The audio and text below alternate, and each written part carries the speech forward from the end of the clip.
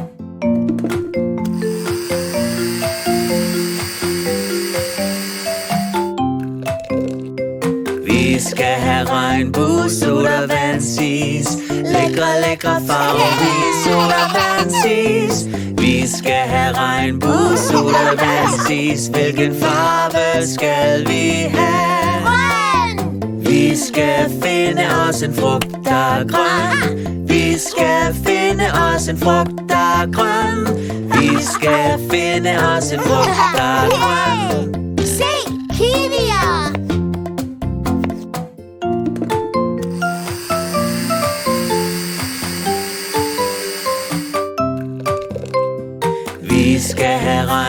regnbue, sodavandsis. Lækre, lækre farverige sodavandsis.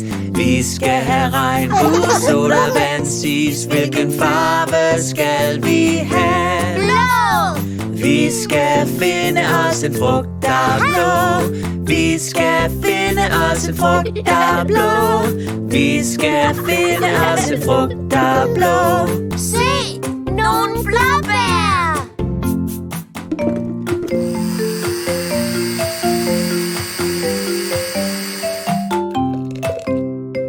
Vi skal have regnbue, sodavandsis. Lækre, lækre farverige sodavandsis.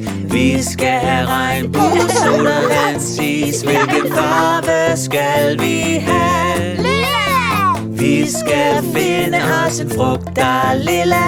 Vi skal finde os en frugt, der er lilla. Vi skal finde os en frugt, der er lilla. Se! Vindruer!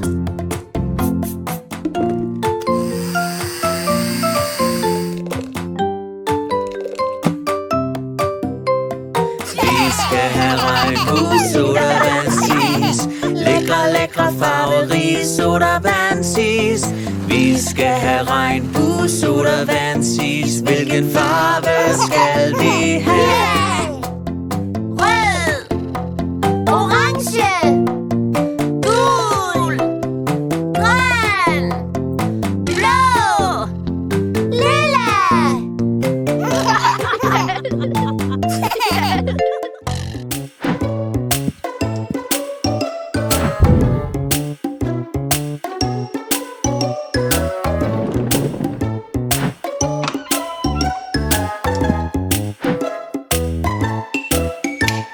Johnny, Johnny, Ja, sofa. spiser du sukker? Nej, sofa. Er du sikker? Ja, sofa. Åbn din mund. Ha, ha, ha.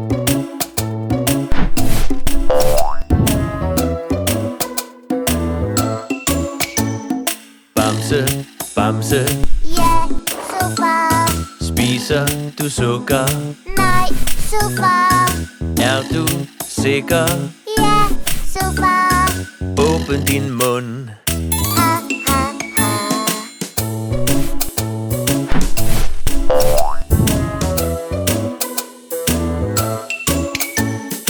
Abe, abe, Ja, sofa. spiser du sukker? Nej, sofa. Er du sikker? Ja, sofa. Åbn din mund. Ha, ha, ha.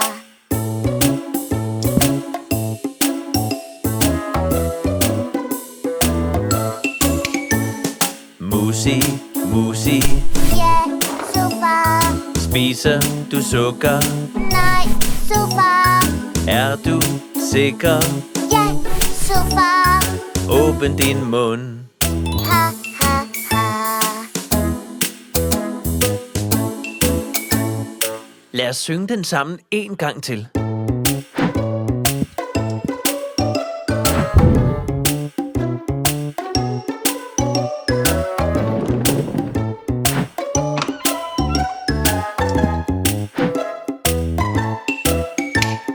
Johnny, Johnny, Ja, sofa. spiser du sukker? Nej, sofa. Er du sikker? Ja, sofa. Åbn din mund. Ha, ha, ha.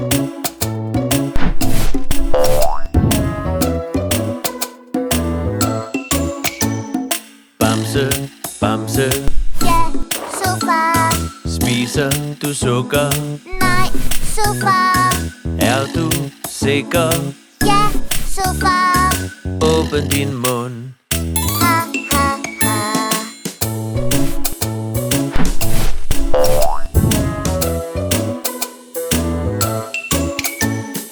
Abe, abe, Ja, sofa.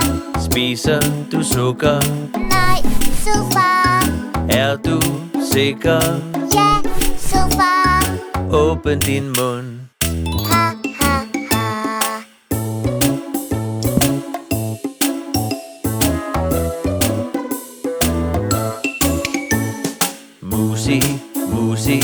Ja, så far.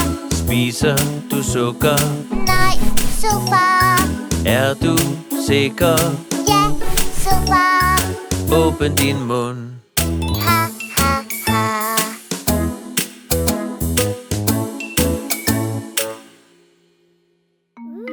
Nej.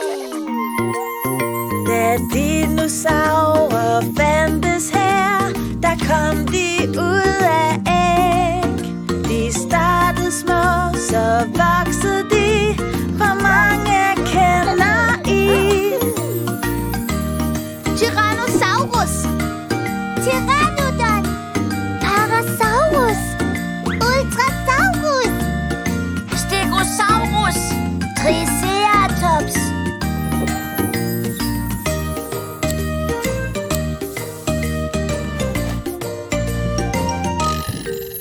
Tyrannosaurus, han er bedst. Den dino, jeg kan lide. Med sine store tænder kan han brøle højt og vildt. Pteranodon, ja hun er bedst. Den dino, jeg kan lide. Med næb og vinger, og så kan hun brøle højt og vildt. Min Parasaurus, hun er bedst. Den dino, jeg kan lide. Med kam og andenæb, så kan hun brøle højt og vildt. Dinosaurer fandtes her, der kom de ud af æg. De startede små, så voksede de. Hvor mange kender I?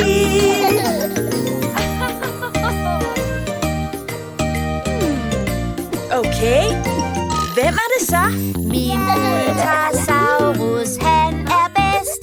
Den dino, jeg kan lide. Med sin lange hals og store tæer kan han brøle højt og vildt. Min Stegosaurus, han er bedst. Den dino, jeg kan lide. Med pigge på sin hale kan han brøle højt og vildt. Triceratops, ja hun er bedst. Den dino, jeg kan lide. Med kraven og 3 horn, der kan hun brøle højt og vildt.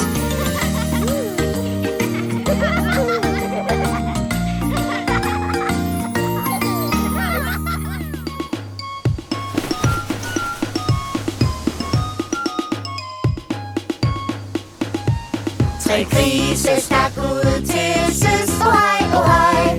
Søs, ohej, ohej.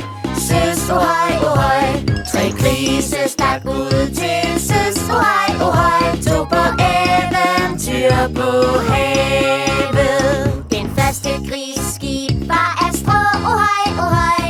Strå, ohej, ohej. Strå, ohej, ohej. Første grisskib var af strå, ohej, ohej. Tog på eventyr på havet. Den anden grisskib var af gren, ohej, ohej. Gren, ohej, ohej. Gren, ohej, ohej. Den anden grisskib var af gren, ohej, ohej. Tog på eventyr på havet. Den tredje grisskib var af stål, ohej, ohej. Stål, ohej, ohej. Stål, ohej, ohej.